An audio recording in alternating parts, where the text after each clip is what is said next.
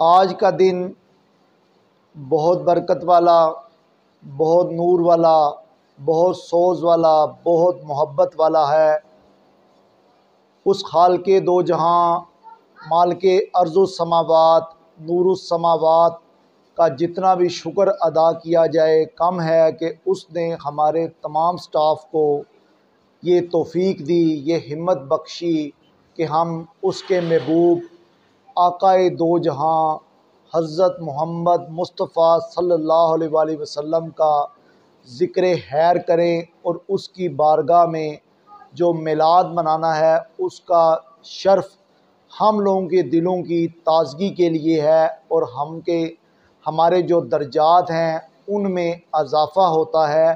तो मैं इस मौके पे आप सब लोगों की जो खिदमत है, जो आपने नजराना किया उस बारे में शुक्रिया अदा करता हूँ।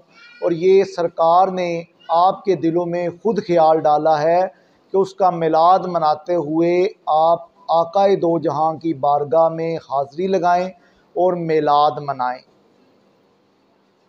तो अल्लाह ताला हमारी इस छोटी सी काविश को अपने हजूर में कबूलियत बख्शें और हम सारे लोगों के दिलों में जो जो तमन्नाएं हैं उनको पूरा करने में हमारी मदद फरमाएं। अब आते हैं हम मौजू की तरफ। अज़ान हो ले, थोड़ा सा इंतज़ार कीजिएगा।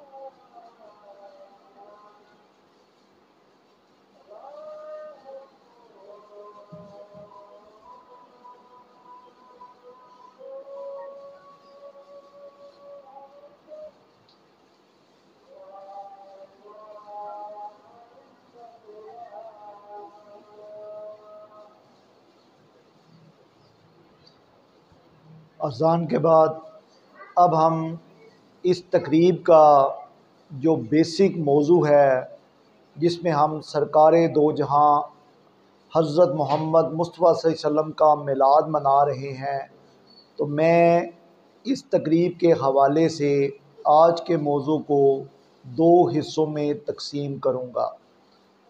एक वजह तख्लीक़ कायनात और दूसरा तेरा वजूद अल किताब। मौजू अपने हवाले से बहुत अमीक है, गहरा है और कोशिश करूँगा कि समंदर को कूज़े में बंद कर सकूँ और आप लोगों को अपनी बात भी समझा सकूँ। अल्लाह ताला इस काबिल ज़बान को बनाएं कि आप लोगों के दिल में बात उतर सके सल्लल्लाहु अलैहि वसल्लम। अब वजह तख्लीक़ कायनात पे आगाज़ किया जाए, उसका मकसद, उसका मतलब ये है कि इस कायनात रंगो बू, इस कायनात आलमे बाला और तख्तुस्सरा की गहराइयों तक लेके बनाने का मकसद क्या था या इसकी वजह क्या थी। तो इस बारे में सुल्तान बहू कहते हैं कि अल्लाह ताला की ज़ात अपनी तमाम तर रंगीनियों, तमाम तर जलवों, तमाम तर नूरों की बारिशों के साथ आलमे बाला पे ज़हूर पजीर थी तो उन्होंने अपने अक्स को देखा वजद की कैफियत में, नूर की कैफियत में, इश्क की कैफियत में। तो अल्लाह ताला की ज़ात उस इश्क पर आशिक हो गई, उस ज़ाते अक्स पर आशिक होगी। तो इसकी मिसाल आईने से देखिएगा। हकीकत आप बाहर होते हैं, आईने में दूसरी हस्ती मौजूद होती है। ये अक्स व मुनक्कस की दास्तान है। अल्लाह ताला अपने अक्स पे आशिक हुई तो वजद की कैफियत में आके कहा कि मैं इस जहां को, इस कायनात को बनाने का इरादा करता हूँ ताकि मुझे पहचाना जाए, जाना जाए, समझा जाए। जब उस अक्स को देखा तो अल्लाह ताला की ज़ात को अपना अक्स इतना पसंद आया कि वो उस अक्स पे आशिक हो गए। तो देखा जाए यहाँ एक तसलील से ये कायनात बनाने का सिलसिला शुरू हुआ। तो एक मजजूब ने कहा खुद ही आशिक, खुद ही माशूक और खुद ही इश्क। ये इश्क से दास्तान कायनात बनाने का सिलसिला शुरू हुआ। इससे आगे चलते हैं। एक हदीस कुदसी में आता है अल्लाह ताला की ज़ात जो सरकार मदीना हज़रत मोहम्मद मुस्तफ़ा सल्लल्लाहु अलैहि वसल्लम की ज़बान से इजहार करती हैं, कहते हैं कि मैं एक छुपा हुआ ख़जाना था। मैंने चाहा कि लोग मुझे जाने तो मैंने ये जहां बनाने का सिलसिला शुरू किया। इसके बाद आगे आता है सरकार मदीना हज़रत मोहम्मद मुस्तफ़ा सल्लल्लाहु अलैहि वसल्लम की ज़बान से ये कहा अल्लाह ताला ने, ए नबी सल्लल्लाहु अलैहि वसल्लम, अगर मैंने तुझे दुनिया में भेजना ना होता तो मैं ये कायनात बनाता ही ना। तो इस सिलसिले में हदीस जाबर है, जिसे हदीस नूर भी कहते हैं, वो हमारी पूरी रहनुमाई करती है कि अल्लाह ताला के बाद इस कायनात में जिस हस्ती का ज़हूर हुआ है वो हज़रत मोहम्मद मुस्तफ़ा सल्लल्लाहु अलैहि वसल्लम की हस्ती है। इस हदीस के रावी हज़रत जाबर बिन अब्दुल्ला रज़ी ताला अन्हो हैं। उनसे हज़रत मोहम्मद ताबी ने इरशाद फरमाया है। हज़रत मोहम्मद ताबी के बाद उनसे तबाए ताबी हज़रत मामर रहमतुल्लाह अलैह हैं। उन्होंने इस हदीस को रवायत किया है और उनसे हज़रत अब्दुर रज़्ज़ाक़ ने इस हदीस की बयान किया है। ये इस हदीस की सनद बयान की है, वो मसनद अब्दुर रज़्ज़ाक़ में लिखी गई है। हज़रत जाबिर बिन अब्दुल्ला ने नबी पाक सल्लल्लाहु अलैहि वसल्लम से सवाल पूछा, ए रहमतुल लिल आलमीन, हातमुन नबिय्यीन, आकाए दो जहां मोहम्मद मुस्तफ़ा सल्लल्लाहु अलैहि वसल्लम के कायनात में अल्लाह ताला ने सबसे पहले किसको पैदा किया, या कौन सी ऐसी मखलूक़ात हैं जिनको अल्लाह ताला ने अपने बाद पैदा फरमाया। तो नबी पाक सल्लल्लाहु अलैहि वसल्लम ने इस सवाल को वेलकम किया और अपने शागिर्द को हल्का बागोश, हल्का मोहब्बत से देखते हुए जवाब दिया, हुवा हलकता नूरिन या जाबर, हुवा नूरिन या नबिय्यु का या जाबर।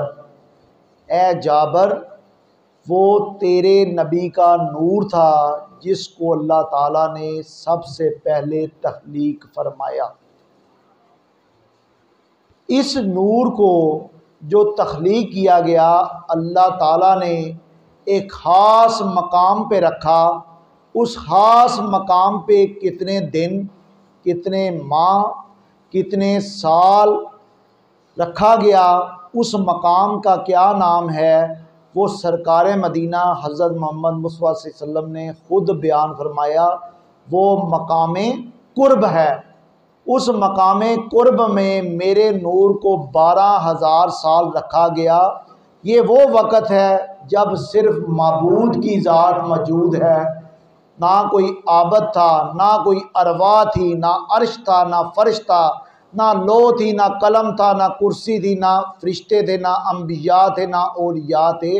उस वक़्त जस्ट माबूद की ज़ात थी और उसकी तारीफ़ करने के लिए अल्लाह ने जो नूर बनाया वो नूर मोहम्मदी सल्लल्लाहु अलैहि वसल्लम था। इस नूर को 12,000 साल तक मकाम कुर्ब में रखा गया। उसके बाद कहा गया उस नूर के 4 हिस्से किए गए। जो दूसरी तख्लीक अल्लाह ताला ने नूर मोहम्मदी के बाद बनाई उसको अर्श फरमाया, अर्श का नाम दिया गया। अर्श के बाद कुर्सी बनाई दूसरे नूर के हल्के से, जब 4 हिस्सों में तकसीम किया गया। फिर अर्श कुर्सी के बाद हामलीने अर्श और कुर्सी की हिफाजत करने के लिए जो मुकर्रबीन फरिश्ते हैं उनकी तख्लीक की गई। और फिर नूर का जो चौथा हिस्सा है उसको फिर एक ख़ास मकाम पे रख दिया गया। उस ख़ास मकाम को मकाम खुब कहा गया। मकाम खुब, मकाम मोहब्बत में इस नूर को 12,000 साल तक रखा गया। अब देखा गया सरकार मदीना के बाद अर्श बन गया, कुर्सी बन गई, अर्श को उठाने वाले फरिश्ते बना दिए, कुर्सी की हिफाजत करने वाले फरिश्ते बनाए और फिर एक खास मकाम पे रखा जिसको मकाम खुब कहा जाता है। उसमें 12,000 साल के बाद फिर उस नूर को एक ख़ास मकाम पे रखा गया। उस मकाम को मकाम खौफ कहते हैं। उस नूर के हल्के के मकाम हुब के बाद 4 हिस्से फरमा दिए। अब इन हिस्सों से अल्लाह ने लो बनाया, कलम बनाया और जन्नत की तख्लीक की गई और नूर को फिर एक ख़ास मकाम खौफ पे 12,000 साल तक रखा गया। उसके बाद फिर उस नूर के 4 हिस्से किए गए। उन हिस्सों से सूरज, कमरों कवाकिब यानी कमरों सितारे और फिर खास फरिश्तों के अलावा जो आम फरिश्ते हैं उनको तख्लीक किया गया और उस नूर के हल्के को एक ख़ास मकाम रजा, मकाम उम्मीद में रखा गया। इसकी मुद्दत भी 12,000 साल है। उसके बाद आगे नूर का सिलसिला चलता है। मकाम खौफ के बाद अल्लाह ताला ने उस नूर को मकाम अपने करीब रखा। उस हल्के से अल्लाह ने इश्क अक़ल को बनाया, उम्मीद इल्म व हिकमत को पैदा किया और अल्लाह ताला ने रजा, उम्मीद, अक़ल, इल्म व हिकमत, रजा, उम्मीद को बनाया और मेरे नूर को एक ख़ास मकाम जिसको मकाम हयाफ कहा गया, शर्म व हया कहा गया, वहाँ पे भी मेरे नूर को 60,000 साल तक रखा गया। अब 12,000 साल ये 5 मकामात पे जब नूर को सैर कराएगी तो इस नूर ने अल्लाह ताला को बतरजाए उतम इश्क व मस्ती, कैफो जज़ब, अकल, उम्मीद, हया की कैफियत में देखा। तो इसका मतलब है कि नूर ने अल्लाह ताला की किस किस हद तक ज़ियारत की होगी ये तो उस नूर खुद ही बता सकता है। उसके बाद कहा गया ये 60,000 साल के सफ़र के बाद, ये 60,000 साल का अंदाज़ा हमारी इस दुनिया के मुताबिक नहीं बल्कि ये नूर आलमे बाला की दास्तान है। ये अल्लाह ताला की ज़ात बेहतर जानती है। जहाँ पे आधा दिन भी हज़ारों साल के बराबर है, जहाँ पे क़यामत का नक्शा खींचा गया तो कहा गया एक दिन दुनिया के 50,000 सालों के बराबर होगा। अब इस नूर को जब मकाम हया से आगे रखा गया तो सरकार बताते हैं ए जाबर, अल्लाह ताला ने मकाम इश्क, मकाम खौफ, कैफो जज़ब इश्को मस्ती की कैफियत में मेरे नूर को जब देखा तो मेरे नूर को पसीना आ गया। जब मेरे नूर को पसीना आया, मेरे कतरे वहां पे गिरे तो उन कतरों की तादाद 1,24,000 थी। अल्लाह ताला ने इन कतरों से अंबिया को बनाने का फैसला किया। अंबिया और रुसल बनाए गए। उन कतरों के बाद उन कतरों ने सांस ली। जब सांस ली उन कतरों ने, तो जो उस सांस लेने से कतरे गिले, उनसे औलियाए कराम, मुत्तकीन, मुरसलीन, ये जो नमाज पढ़ते हैं, ज़कात देते हैं, सालहीन हो जाते हैं, शुहदा हो जाते हैं, अल्लाह ताला ने उनकी अरवा को बनाया।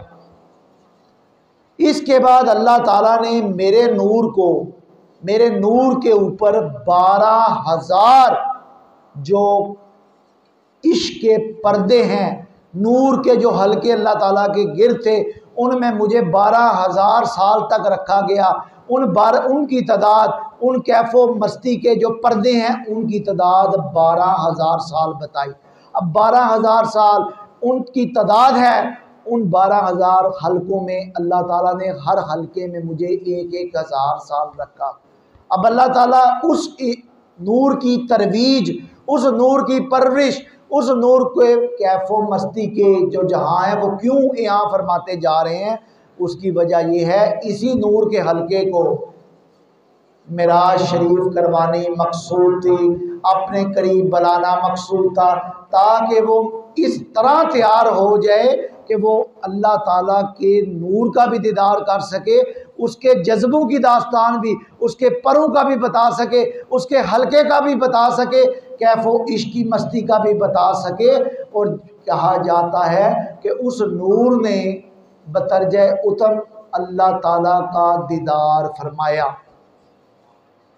अब इस नूरे जो हदीस नूर है, उसमें हर हलके में जहाँ जहाँ मकाम का भी जिक्र आया, अल्लाह के पर्दों का भी जिक्र आया, अल्लाह ने 12 का अदद चुना है। कभी ये 12,000 हो जाता है, कभी ये 12,000 जलवे हो जाते हैं, कभी ये 12,000 मुद्दत हो जाती है। तो इसका मतलब है अल्लाह ताला ने तभी फैसला फरमा लिया था कि इस नूर को जब मैंने इस कायनात अर्ज़ो बू हाको बू वाली में भेजना है, तो मैंने उसके लिए 12 रबीउल अव्वल का दिन चुन लिया है। उनकी पैदाइश 12 रबीउल अव्वल करनी मकसूद थी, इसलिए हर हल्का 12 की तादाद में चला है। देखा जाए तो ये जब हदीस बयान की गई तो उन्होंने कहा, आखिर में जाबर से अकीदत का इजहार करते हुए उसको समराइज़ की कि अल्लाह ताला ने अपने नूर से तेरे नबी के नूर को बनाया, फिर उस नूर से लोह को पैदा किया, कलम को बनाया, सूरज को बनाया, कमरों कवाकिब बनाए, जन्नत बनाई, अर्श बना दिया, कुर्सी बना दी, जितनी जितनी मखलूकात बननी है वहाँ पे अल्लाह ताला ने मेरे नूर से उनको सैर करवाएगी। वो मेरे नूर से जलवा लेते हैं और अपने आप को मुनव्वर करते हैं। अब यहाँ पे ये सवाल मैं आपसे करने लगा हूँ, जब नूर से तख्लीक फरमाई गई तो क्या नबी नूर नहीं है? जब एक आम अदना इंसान, हम अपने आप पे गौर करें, डॉक्टर साहबा ने भी मेडिकल साइंस पढ़ी है, ये भी इस बारे में बेहतर जानती हैं। जब हम अपनी आँखों में देखते हैं, आँख क्या है? आँख की जो सफ़ेदी है वो नूर है। दिल को जब हम तवज्जो करते हैं, दिल में जो कैफियत हैं, जज्बात हैं, एहसासात हैं, उनका मेडिकल साइंस से कोई तल्लक नहीं, वो भी नूरी कैफियत रखती हैं। तो इसका मतलब है नबी नूर भी हैं, नबी बशर भी हैं। ये कोई हज़ारों साल पहले ईसाइयों में ये बहस थी कि अल्लाह ताला की ज़ात मादी वजूद रखती है कि नूरी वजूद रखती है। वो कहते थे अगर मादा मान लिया जाए तो उससे नूर पैदा नहीं हो सकता, अगर नूर मान लिया जाए तो मादा नहीं बन सकता। तो ये फलसफा, ये मसला आके 1905 में आइंस्टाइन, जिनको अभी आप लोग भी जानते होंगे, नहीं जानते तो नेट पे सर्च कीजिएगा, आइंस्टाइन ने इस फलसफे को यूं हल किया। ये फिलॉसफिकल क्वेश्चन था कि अल्लाह ताला की ज़ात नूर है कि मादा है, जिस्म रखते हैं कि नूर है। उन्होंने कहा E=mc²। उन्होंने कहा अगर मादे से एक महसूस वेलोसिटी से रोशनी को गुजारा जाए जिसकी स्पीड रोशनी की रफ्तार के बराबर हो तो वो मादा नूर में कन्वर्ट हो जाता है। नूर, इसका मतलब है नूर भी मानना चाहिए, मादा भी मानना चाहिए। ये बहस वहाँ पे थी। इधर हमारे बड़े सगीर पाको हिंद में उन्होंने ये सवाल अल्लाह की ताज़ात पे नहीं उठाया, बल्कि इसको नबी पाक सल्लल्लाहु अलैहि वसल्लम की तरफ मुंतकल कर दिया कि नबी बशर हैं कि नबी नूर है। अगर नबी की बशरियत का इनकार किया जाए तो वो नबी और मुरसल नहीं है, क्योंकि नबी कहते ही उसको है जो बशर है। लेकिन जब उसको मिराज कराई गई तो उनके अंदर नूर था। मैंने आपको एक आम अदना इंसान अपनी मिसाल दी, आप लोगों की मिसाल दी। आपकी आंखों में देखा जाए तो नूर नजर आता है, ये आंखों की सफ़ेदी नूर है। दिल की तरफ देखा जाए तो दिल भी नूर है, जहाँ पे एहसासात है। और जब कुरान पाक की तरफ आते हैं हिदायत और रुश्द लेने के लिए, अब डॉक्टर साहब समझ दिए, मैंने भी मेडिकल साइंस पढ़ी है, मुझे भी इस बात पे बिलीव है कि अल्लाह ताला ने जितने भी बॉडी आर्गन्स बनाए जिनका एक मटीरियल वजूद है, जिनका वर्ल्ड ऑफ मैटर मादी दुनिया से ताल्लुक़ है, उसमें आँख भी है, उसमें चेहरा भी है, उसमें गर्दन भी है, दिल भी है, मसल्स भी हैं, बोन्स भी हैं, बॉडी भी है, निज़ाम भी है, निज़ाम अज़्व तनासल भी है, निज़ाम आपका जनाब सर्कुलेशन सिस्टम भी बना दिया। आपने हमारी बॉडी को मादी वजूद दिया। इनके कंट्रोल करने के लिए तो दिमाग है। कहते हैं बंदे की वो कामे में चला जाए तो उसको हम डेथ डिक्लेयर नहीं करते, क्योंकि उस वक्त उसका दिमाग चल रहा होता है, बाकी अज्जा साकन होते हैं। लेकिन जब दिमाग को मौत आ जाती है तो उसको क्लिनिकल डेथ डिक्लेयर किया जाता है। इसका मतलब है इस वर्ल्ड ऑफ मैटर में मेरे जितने भी अफ़ाल हैं उनका ताल्लुक तो दिमाग के साथ है। लेकिन अल्लाह ताला की ज़ात कुरान पाक में ये इरशाद फरमाती है, जिन लोगों के दिल बीना है उनको मैं हिदायत देता हूँ। इसका मतलब है ये आयत नूरी अजसाम के बारे में है। बॉडी के अंदर एक वजूद रूह भी है। ये रूह ऐसी है जो इनविजिबल है, नज़र नहीं आती, लेकिन उसका वज़न अभी हमने 21 ग्राम निकाला है। ये अमेरिका बरतानिया में सर्च हुई तो उन्होंने रूह का वज़न निकाला है। उन्होंने कहा इस गिलास में से अगर रूह मौजूद है, ये ज़िंदा है, चल फिर रहा है, अगर इस जिस्म की डेथ हो जाती है तो बॉडी के वज़न में फ़र्क कितना पड़ता है? 21 ग्राम का। वो रूह आंखें भी रखती है, वो रूह कान भी रखती है, वो रूह की हिदायत का मरकज़ दिल है। अब ये वो बातें हैं जिनको वर्ल्ड ऑफ मैटर मादी अजसाम में बयान नहीं किया जा सकता। फिर जो हम मेडिकल साइंस पढ़ते हैं उनका ताल्लुक मेरे मादी जिस्म से है। उसमें जितने अफ़ाल सरंजाम पाते हैं उनमें कोई प्रॉब्लम हो जाए तो मैं डॉक्टर होने की हैसियत से बता सकता हूँ, डॉक्टर होने की हैसियत से उसकी तशख़ीस कर सकता हूँ, उसका इलाज कर सकता हूँ। लेकिन अगर मेरा दिल बंद है, दिल की हिदायत देना बंद होगी तो मेरी रूह सीधे रास्ते पे नहीं आ सकती। अब इसी बात को आगे लेके चलते हैं। इसका मतलब है नबी पाक सल्लल्लाहु अलैहि वसल्लम अगर आम इंसान नूर हैं, नूरी सिलसिले से बने हैं, उनसे हिदायत लेके, तो इसका मतलब है वो नूर हैं।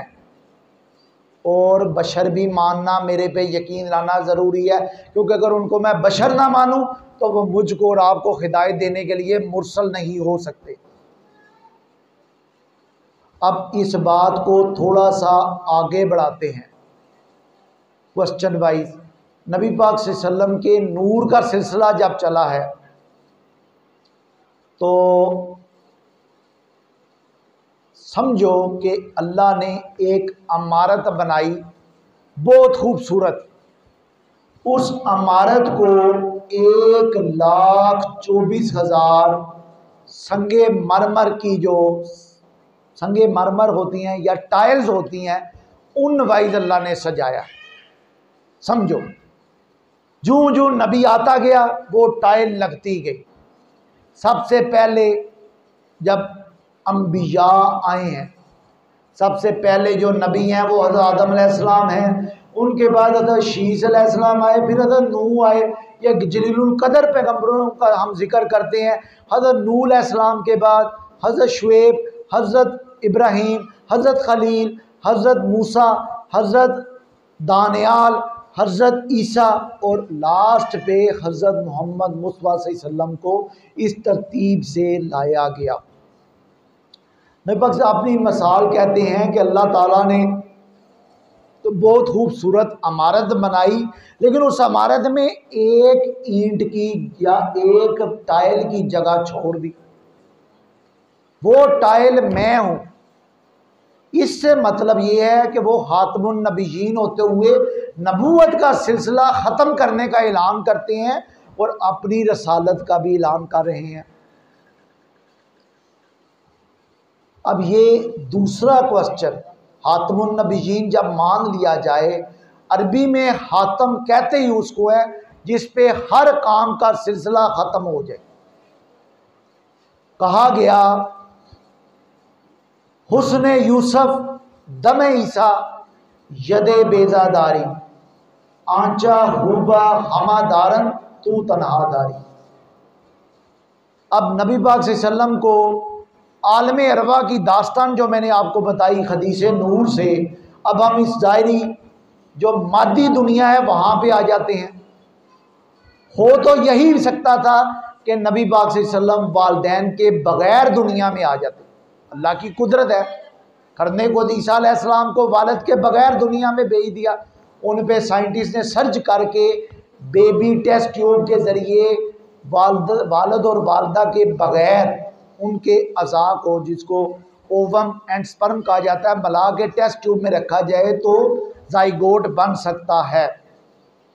ये अल्लाह की कुदरत थी। वो वालदैन के बग़ैर नबी का ज़हूर कर देते, लेकिन किया नहीं, क्योंकि ये आलमे मादियत है।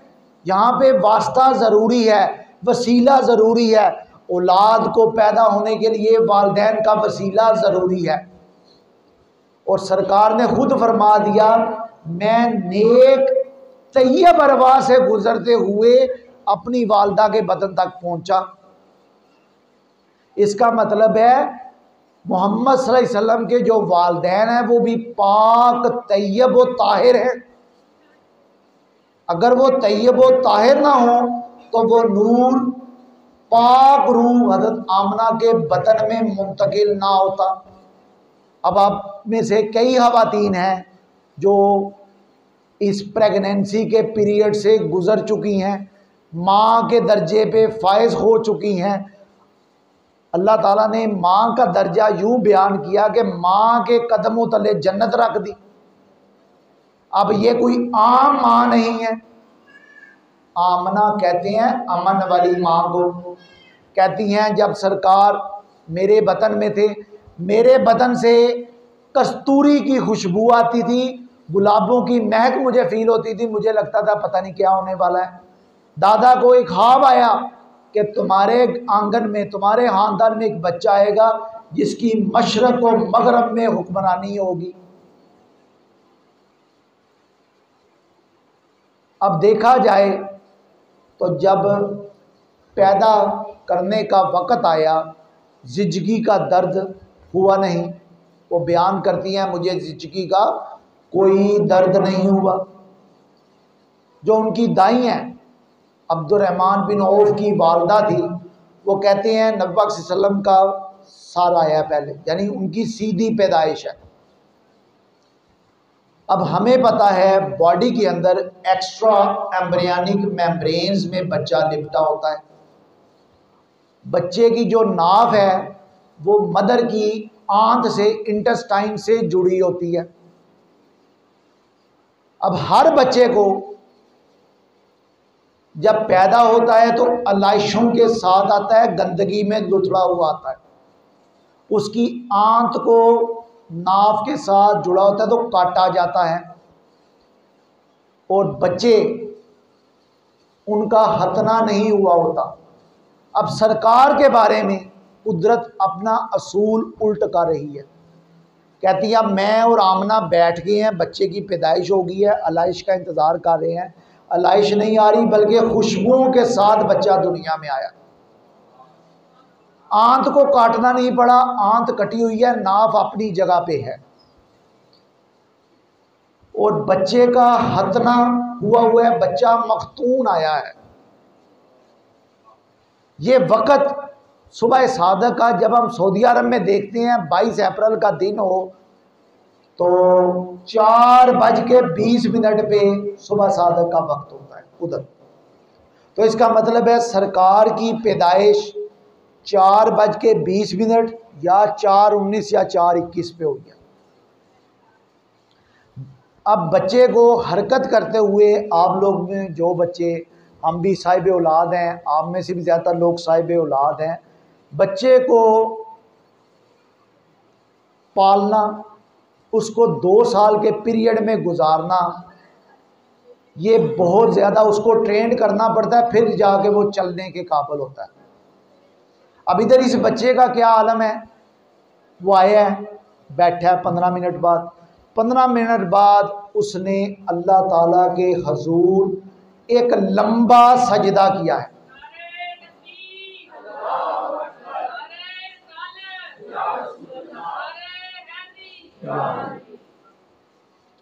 उन्होंने 15 मिनट बाद एक लंबा सजदा किया है। उस कमरे में कहते हैं एक धुआं आ गया। एक मिनट,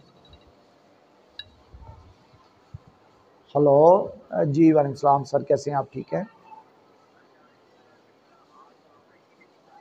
जी जी, ठीक है।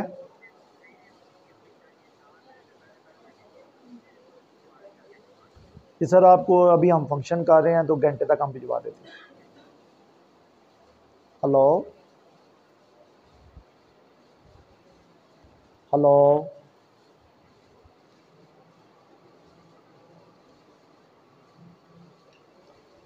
घंटे तक ना पिक्चर भेज, घंटे तक पिक्चर्स भेजनी है, घंटे तक पिक्चर्स भिजवानी है, इनको पिक्चर्स बना। अच्छा,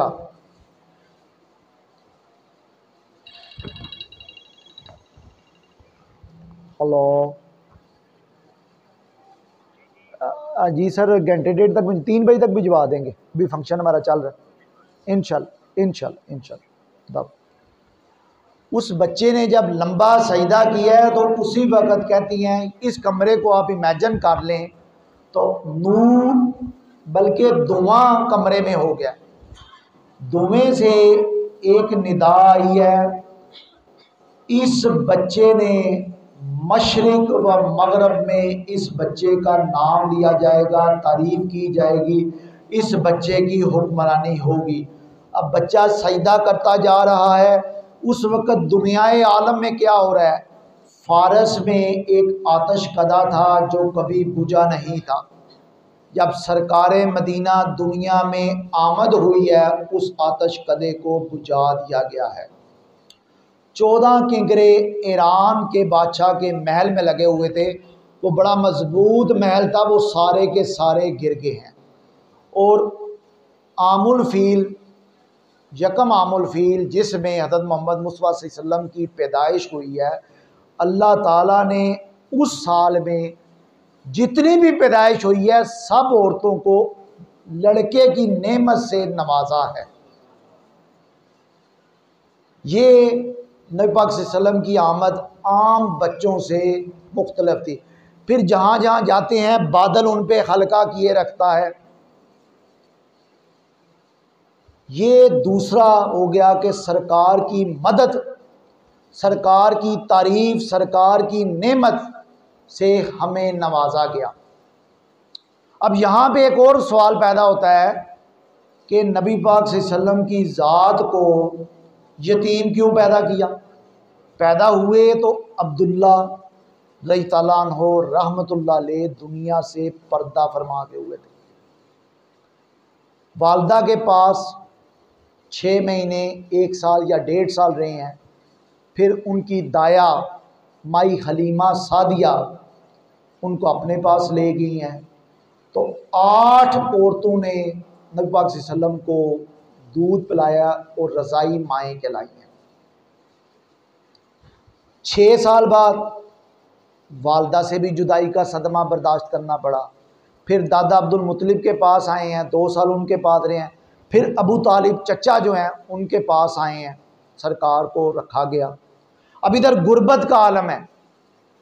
आप में से भी कई लोग अल्लाह ताला वालदैन का साया ज़्यादातर लोगों के सर पे कायम रखे, लेकिन कई आप में से जो यतीम मसाकीन हैं उनकी बात करने लगा हूँ।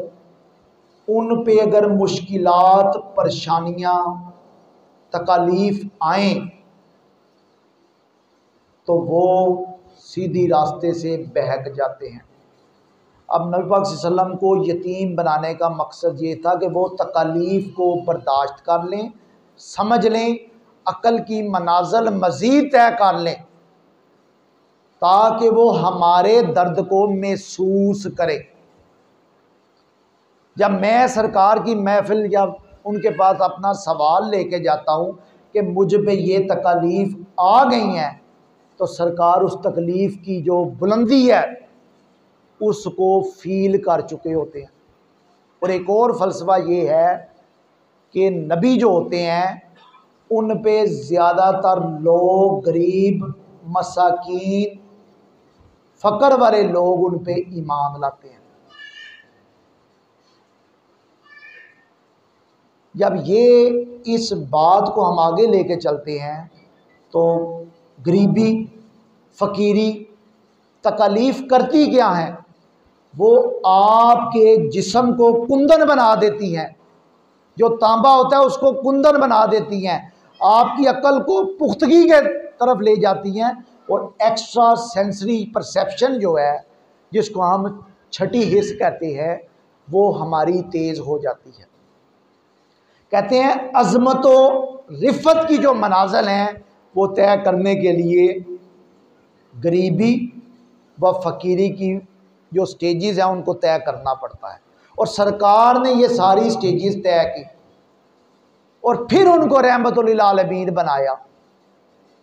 अगर हम में से कोई उस दर्द को फील करता तो हो सकता है हम मुंतकम मजाज हो जाते, माशरे को इंतकामी नज़र से देखते, चोर उचक्का या नेगेटिव फोर्सेस वाइज मुजाहरा करते।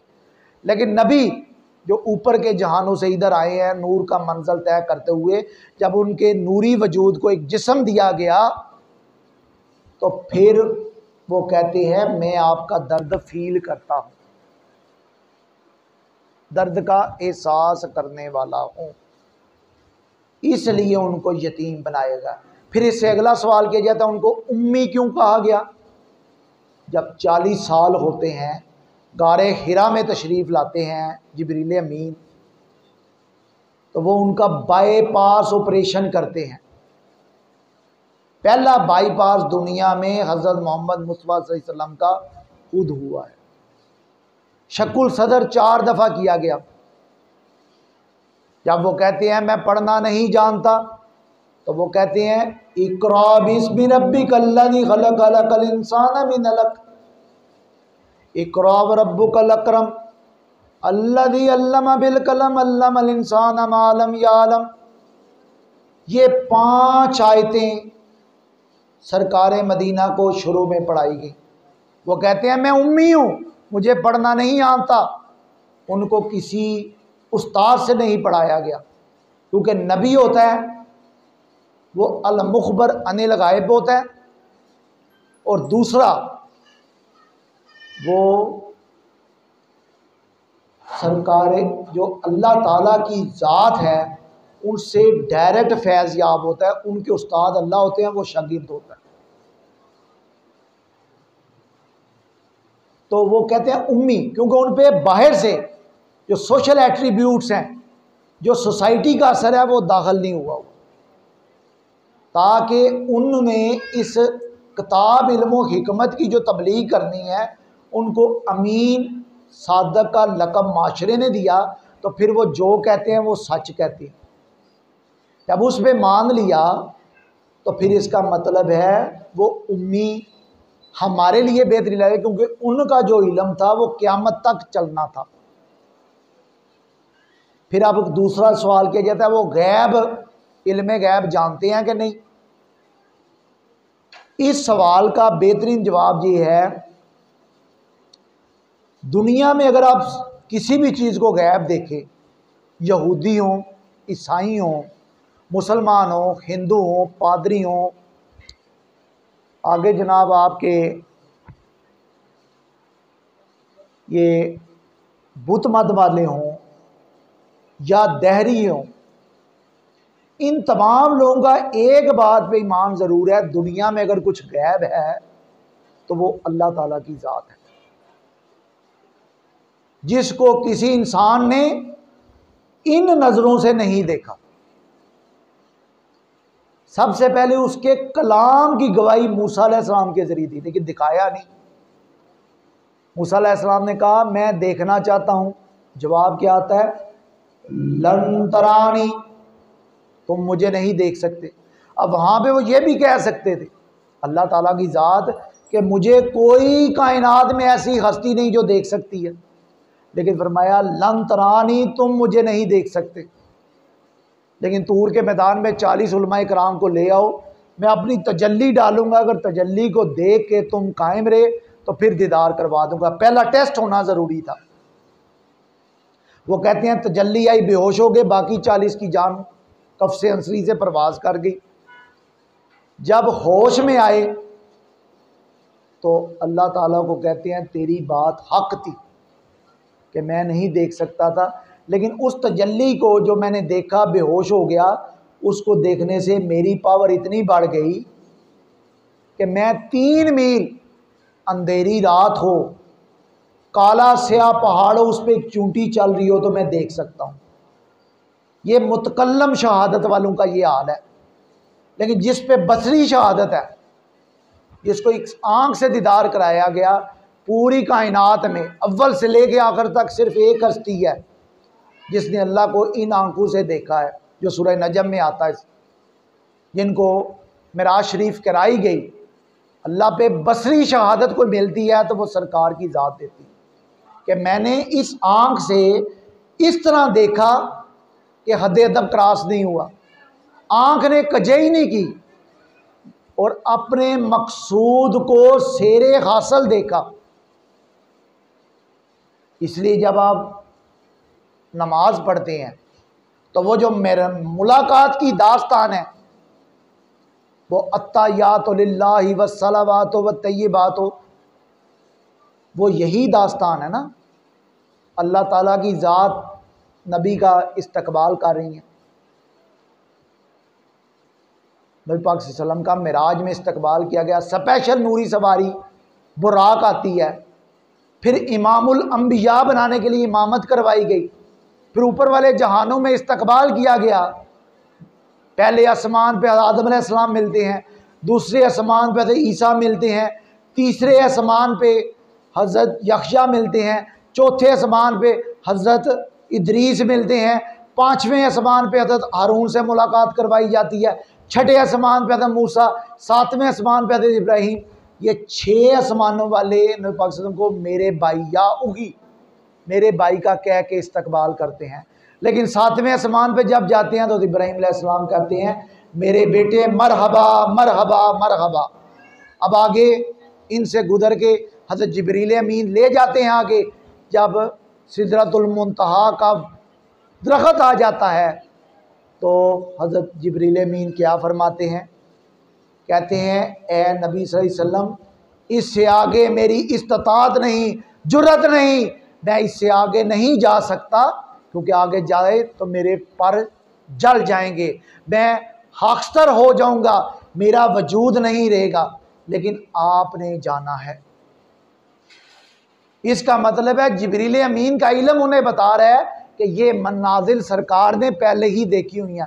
आगे सफ़र अकेले किया, फिर रफ रफ का सफ़र कराया गया, रफ रफ से फिर आगे फिर एक सीढ़ी आ गई, स्टेयर्स, मेराज का मतलब है स्टेयर्स। सीढ़ी लगी तो अर्श के करीब पहुँचे हैं, अर्श इलाही के करीब। वहाँ पे फिर अल्लाह ताला की ज़ात पूछती है, दुनिया जो मटीरियल दुनिया है, जो दुनिया हाको बू की कैफियत रखती है, वहाँ से मेरे लिए क्या लाए हो। अब देखें अल्लाह ताला की ज़ात को क्या चीज़ सरकार दे सकते थे। उन्होंने कहा मैं वो चीज़ लाया हूँ जो आपके पास नहीं है। अब अल्लाह तमाम अलूम का मजमुआ, तमाम ताकतों का सरचश्मा, लेकिन उन्होंने कहा मैं आजिज़ी लाया हूँ, मेरे हालत की ज़ात सब कुछ है लेकिन आजज़ नहीं। और माबूद के इबादत करते हुए सरकार मदीना जो हैं वो अपनी आजिज़ी शो कर रहे हैं। फिर इसी वक्त आपको 50 नमाजें और दूसरा मिलता है आपको जनाब 50 नमाजें और 6 महीने के रोज़े, कम होते होते 25 नमाजें 3 महीने के रोज़े, कम होते फिर 5 नमाजें और 1 महीने का रोज़ा। और वह भी मूसा कहते हैं कि उम्मत तुम्हारी इस पे पाबंद नहीं रहेगी। तो कई हमारे जैसे भी कमज़ोर ईमान कहते हैं भाई एक चक्कर और लगा लेते, मे भी 2 नमाजें और 15 दिनों के रोज़े हो जाते। लेकिन क्या कहते हैं, मुझे अब हालक से लजा आती है, हया आती है। ये मेराज की दास्तान है जिस पे बसरी शहादत मिलती है, जिसके लिए अर्श सजाया गया, जिसके लिए फ़र्श सजाया गया है, जिसके लिए कायनात सजाएगी। ये नबी पाक सल्लल्लाहु अलैहि वसल्लम का गैब का इल्म है। इससे हम आगे चलते हैं। अब गैब वाइज इल्म 3 सवाल ऐसे हैं जब ये स्टीफन हॉकिंग साहब हैं, ये दुनिया के बड़े कॉस्मोलॉजिस्ट हैं, जीनियस हैं। अल्लाह ताला ने उनसे चलने फिरने की कुव्वत छीन ली, फालज हुआ, जस्ट आँख की पुतली से 350 किताबें लिखवा दी हैं। आँख की पुतली हरकत करती है, कंप्यूटर उसको रीड करता है और किताबें लिखवाई जाती हैं। वो कहते हैं बिग बैंग से पहले अल्लाह की ज़ात क्या कर रही थी। और अबू अकील रजीनी ये सरकार से पूछते हैं, भाई मेरे अल्लाह पाक ये कायनात बनने से पहले क्या कर रहे थे। किताबें, साइंस अभी उधर तक नहीं पहुंची। तो सरकार कहते हैं आओ आओ मैं तुम्हें बताता हूं कि अल्लाह ताला की ज़ात तब क्या कर रही थी जब कोई नूर मेरा भी नहीं था बना। वो कहते हैं अल्लाह ताला की ज़ात जो हाल के नूरुस समावात है, हाल के अर्जुस समावात है, जितनी कायनातें हैं उनकी मालिक है, वो धुएं में थी। अब धुआं इंग्लिश में किया जाए तो उसको रेडिएशन क्लाउड्स कहा जाता है। वो धुएं में थी, उसके ऊपर भी हवा थी, उसके नीचे भी हवा थी। वो धुएं में छुपी हुई ज़ात थी। जो साइंस अभी डिस्कवर कर चुकी है वो कहती है उस वक़्त क्लाउड्स थे, रेडिएशन क्लाउड्स थे, फिर एक धमाका हुआ और ये कायनात बन गई।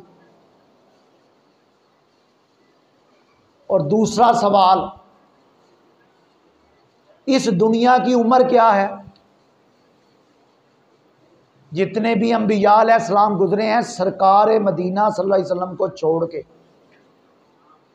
वो कहते हैं दुनिया की उम्र एक दिन आधा दिन।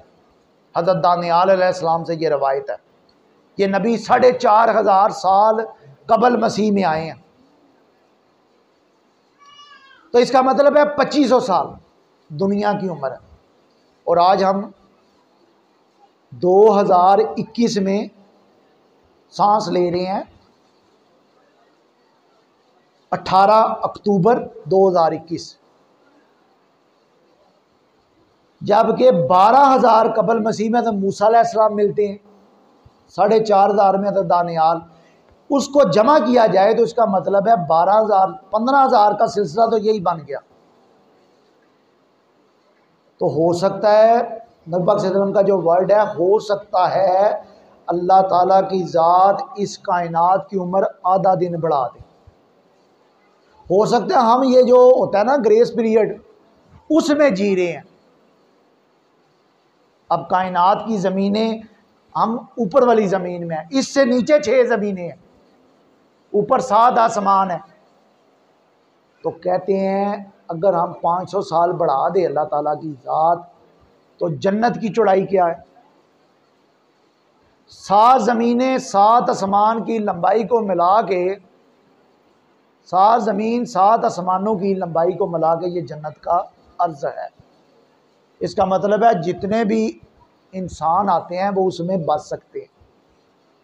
ये सरकार का इल्म है। गैब पे बसरी शहादत होगी, इल्म का आपको बता दिया गया। जब हम इससे आगे चलते हैं, जैसे नूर का हमने सिलसिला चलाया, तो इकबाल का मिसरा है, लो भी तू कलम भी तू तेरा वजूद अल किताब। इस सिलसिले में हदीस, बल्कि रावी हैं हज़रत आयशा सिद्दीक़ा रज़ियल्लाहु अन्हा। मक्का में एक सहाबी आगे, हज़रत साद नाम है उनका, वो लोगों से पूछते फिर रहे हैं कि नबी पाक सल्लल्लाहु अलैहि वसल्लम का आम लोगों से क्या मामला था। वो उनके चचा तक पहुंचते हैं, हज़रत अब्बास। वो कहते हैं इस सिलसिले में तुम्हारी रहनुमाई सिर्फ एक हस्ती कर सकती हैं, जिन्होंने सरकार मदीना सल्लल्लाहु अलैहि वसल्लम के साथ दिन रात गुजारे, उनका मामला देखा है। वो आयशा सिद्दीक़ा है। वो उनके पास पहुंचते हैं तो वो कहते हैं सरकार मदीना हज़रत मोहम्मद मुस्तफ़ा सल्लल्लाहु अलैहि वसल्लम के मामलात क्या थे, कैसा उनका अमल था। तो वो उनसे सवाल करती हैं, तुमने कुरान नहीं पढ़ा? उनसे मुराद थी कि कुरानी आयात बिनियात की प्रैक्टिकल शक्ल, अमली शक्ल अगर कोई हस्ती गुजरी है तो नबी पाक सल्लल्लाहु अलैहि वसल्लम की ज़ात है। वादा पूरा करके बताया, ईमानदारी मसाली दे दी, बीवियों के साथ अच्छा सलूक करके बताया, नमाज कायम करने का हुक्म है वो पढ़ना सिखा दिया, ज़कात सदकात देने का हुक्म है वो दे के बताया, महर दे के बताया, बच्चों पे शफकत फरमाई। और जो हम जैसे उम्मती हैं उनके बारे में खुशखबरियाँ दे के गए हैं। कहते हैं वाला सौफ़ा युग़तीका रब्बुका फतरज़ा। जब उन्हें पता लगा अदना तरीन उम्मती ने दोज़ख में जाना है, तो सरकार ने अल्लाह ताला से अपने शाफ़े उमम होने का वादा लिया। शाफ़े उमम कि मैं क़यामत के रोज़ शफ़ात करूँगा और मुझे मेरी उम्मती को बख्श दिया जाएगा। वाला सौफ़ा युग़तीका रब्बुका फतरज़ा, ये शाफ़े उमम है। अब महशर का मैदान भी सरकार की शान को बताने के लिए है।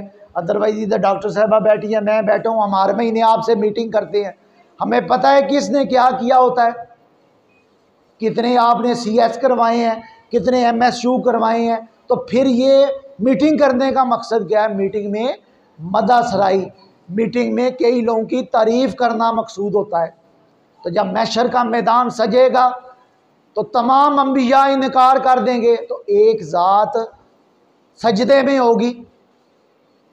उस ज़ात का मकाम बनाना मकसूद था कि मेरे नबी के पास जाते रहो, वो रऊफ़ुर रहीम है, वो कहते जाएंगे मैं छोड़ता जाऊंगा। और सुनन नबी दाऊद में आता है, सुनन नबी दाऊद की हदीस है, इस हदीस के रावी हज़रत अबू मूसा अशअरी रहमतुल्लाह अलैहि रज़ियल्लाहु अन्हु हैं। वो कहते हैं तो मोहम्मद मुस्तफ़ा सल्लल्लाहु अलैहि वसल्लम ने फरमाया कि मेरी उम्मत मरहुमा व मगफूरा है। अब अरबी की डिक्शनरी में देखा जाए, मरहुमा का मतलब है जिस पे रहमत हो चुकी, जिसको बख्श दिया गया, मगफूरा व मरहुमा है। तो इसका मतलब है जन्नत उम्मत मोहम्मदी के लिए है, आप लोगों का कोई हिसाब नहीं होना। ये सुनन नबी दाऊद की हदीस से मुहसन है, लेकिन मुसलमान होना ज़रूरी है, इस्लाम के दायरे में आना ज़रूरी। ये हम जैसे अदना मोमिनों के लिए खुशखबरी देने के लिए वो हदीस सुना रहा हूँ कि मेरी उम्मत मरहूमा व मगफूरा है, जो सरकार का इकरार करती जाएगी, उन पे दरूद भेजती जाएगी, अपने दर्जात बुलंद करती जाएगी, वो मरहूमा व मगफूरा होती जाएगी। और वलल आखिरत खैरुल्लाह का ऊला, कि मेरे बाद आने वाले पहले से अफजल हैं। इसका मतलब है हम जैसे उम्मती ऐसे हैं, हम में से लोग सरकार की इतनी ज़ियारत करना चाहते हैं कि हमारा सब कुछ उन पे कुर्बान। हम चाहते हैं हमसे सब कुछ ले ले और सरकार की एक दीद नसीब हो जाए। तो इसका कुलिया मैं आपको बताता हूँ, इन्नल्लाह व मलाइकतहु युसल्लूना अलन नबी या अय्युहल्लज़ीना आमनू सल्लु अलैहि व सल्लिमू तस्लीमा। अब यहाँ पे सल्लू भी है, वसल्लिम भी है। सलाम तो आपको कहा कि जो मेराज हुई, सलाम आप पढ़ते जाते हो, तय्यातु लिल्लाहि वस्सलावातु वत्तय्यिबातु, उसके आगे अस्सलामु अलैका या अय्युहन नबिय्यु रहमतुल्लाहि बरकातुहू। ये सुन्नत इलाही है कि नमाज में जब आप सलाम करें एक दूसरे को, रहमतुल्लाहि बरकातुहू का इजाफा करें। तो ये अगर शामिल ना हो नमाज में सलाम, तो नमाज नहीं होती। कादा उला जो हम बैठते हैं उसमें दरूद नहीं पढ़ा जाता, सलाम पढ़ा जाता है। जबकि कादा गीरा में आप दरूद पढ़ाते हैं तो फिर नमाज तकमील होती है। अब दरूद से उजरत देते हैं सरकार। उजरत क्या है? एक दफ़ा दरूद पढ़ा, 10 गुनाह मिटा दिए गए आपके नामाए माल से, 10 नेकियां इजाफा कर दी गई और 10 दर्जात की बुलंदी कर दी। 1 से 30 का इजाफा है। जबकि सलाम से कुर्ब नबी मिलता है। और कुर्ब क्या है? कुर्बत। और नमाज में भी आपको बता दिया कि सलाम ना हो तो नमाज नहीं होती, दरूद ना हो तो नमाज हो जाती है। ये सलाम का फ़र्क है। इसलिए हम लोग कहते हैं मुस्तफ़ा जाने रहमत पे लाखों सलाम, वो शम्मा हिदायत बज़्म पे लाखों सलाम। हैरुल वला की आमद है, सभी मिलाद मना रहे हैं। तो जब आप लोग दरूद पढ़ते हैं, सलाम की महफिल होती है, तो सरकार कब्र में जवाब देते हैं। इसलिए अब इकबाल के मिसरे पे हम इसको ख़त्म करते हैं। सरकार का जो मकाम व मर्तबा है, या खालिक व मखलूक के फ़र्क को मलहूज़ रखते हुए खालिक के बाद और कोई अफजल तरीन हस्ती मखलूक़ात में है तो नबी पाक सल्लल्लाहु अलैहि वसल्लम की ज़ाते अक़दस है। कि मोहम्मद से वफ़ा तूने तो हम तेरे हैं, ये जहाँ चीज़ है क्या लोहो कलम तेरे हैं। कुव्वते इश्क से हर पस्त को बाला कर दे, दहर में इसमें मोहम्मद से उजाला कर दे। और ये जैसे मीर मेहर अली शाह साहब हैं, उन्होंने जब मकामे मुस्तफ़ा को समझ लिया तो वो कहते हैं कित्थे मेहर अली कित्थे तेरी सना, गुस्ताख हकियाँ कित्थे जा लड़ियाँ। शेख सादी कहते हैं, जैसे ये हमारी रुबाई लिखी हुई है, बालागल उला भी कमाल ही काशफत दुजा भी जमाल ही हसनत जमीउ गिसाल ही सल्लु अलैहि व आलिही। और शेख सादी कहती हैं बाद अज खुदा बुजुर्ग तुई किस्सा मुख्तसर, उनका मकाम मकाम मुस्तफ़ा मकाम नूर मकाम मुजस्सम सिर्फ़ अल्लाह ताला को ही पता है। ये आपको मुख्तलिफ़ सवालों के जवाब देते हुए मैंने मकाम मुस्तफ़ा बयान बताने की थोड़ी सी कोशिश की। लेकिन हमारा ये मानना है कि जैसे कह दिया गया लो भी तू कलम भी तू तेरा वजूद अल किताब, तो इन मंजिलों की शनासाई जस्ट नबी पाक सल्लल्लाहु अलैहि वसल्लम को ही है और वही बताने हैं। और अल्लाह ताला ने उनको जो इल्म कामल अता फरमाया है, इल्म गैब अता फरमाया है, अपनी वजूद को बता दिया, अपना इजहार बता दिया, जलवों को दिखा दिया, जलवों की तवानाइयाँ जलवों के अनवार उन पे इयां कर दिए, तो उनके इल्म का अहाता हम नहीं कर सकते।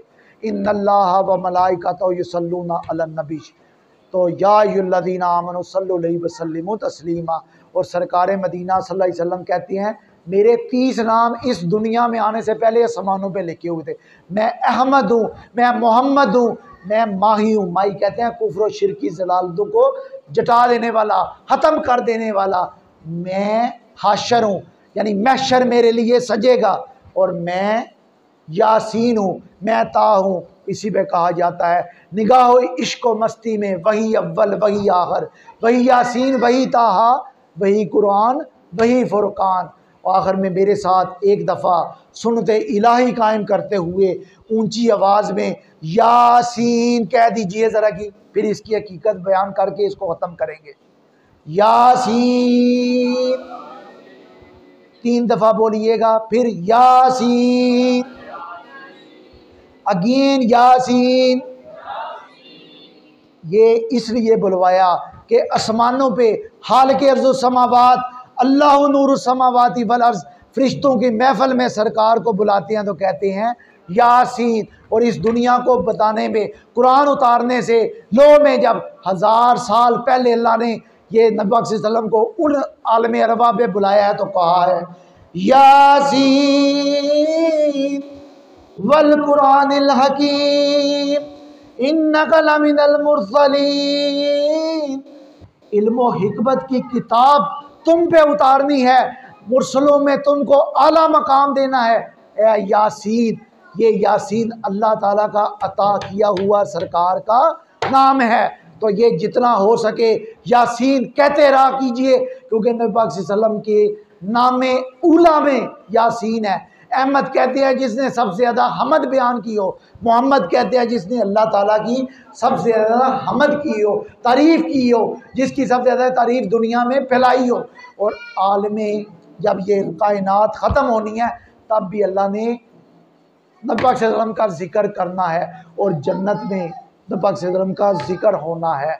तो हमारी ये आप लोगों से इस्तदा है जितना हो सके सरकार की तारीफ़ कर सकें, जितना हो सके सरकार को याद करें, जितना हो सके सरकार की बारगाह में दरूद भेजें, जितना हो सके सरकार की पैदाइश को याद करें, जितना हो सके सरकार की जो भी ज़िंदगी है उस पर रोशनी डालें, बच्चों के साथ सलूक देखें। तो सरकार के जो मामलात हैं उन पे तवज्जो करें तो यही मिलाद बन जाता है, यही मिलादुन नबी बन जाता है। और हमारे मिलाद से क्या होता है, मेरे और आपके दिल मुनव्वर हो जाते हैं, कुफ्र और शिर्क की ज़लालतें टूट जाती हैं। और हर जगह पे मेरा ये मानना है इस महफ़िल में भी सरकार मदीना और जो मुकर्रब फरिश्ते हैं वो मौजूद हैं, वो आपके दरूद को चुन रहे हैं। वो सरकार की जो हस्ती हम अपनी हाज़िरी लगा रहे हैं उन्होंने कबूल किया है। इसलिए जितना हो सके दरूद पढ़ें। आखिर में हम दरूद पे ख़त्म करेंगे, अस्सलातु वस्सलामु अलैका या सय्यदी या रसूल अल्लाह व अला आलिका व अस्हाबिका या सय्यदी या नूर अल्लाह, अस्सलातु वस्सलामु अलैका या सय्यदी या नबी अल्लाह व अला आलिका व अस्हाबिका या खातमन नबिय्यीन।